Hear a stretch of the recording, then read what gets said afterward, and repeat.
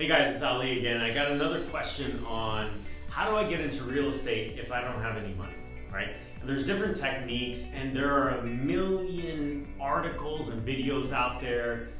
And part of the challenge that I have, or the gripe that I have with some of those videos, is they make it sound so simple, right? That it's like instant oatmeal and you could do it on the beach in Jamaica with your eyes closed and you don't need any experience.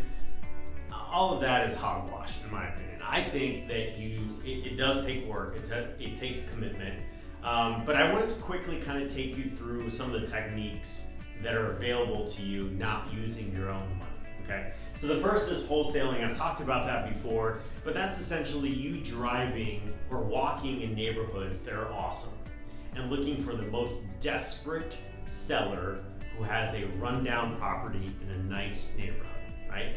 And all you're doing is you're identifying that property and then you're finding a motivated cash buyer and you're linking the two together, right? And it's like a finder's fee. And those average about $5,000. Now, look, are there exceptions to that? Absolutely. I'm just giving you a range, okay?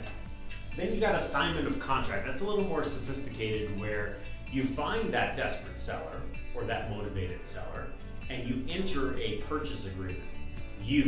Right? And in that purchase agreement, it says you are buying the property, but it also says and or assigns, which gives you that's the magic language, which gives you the ability to take that contract and assign it over to a cash buyer who's willing to take it off your hands for a fee on average of $10,000 to $20,000. It's a little bit higher than wholesale. Both, by the way, don't require any money, okay? Because you're not buying the property. So this is interesting. These two, you're not purchasing the property at all. You're not coming out of pocket at all.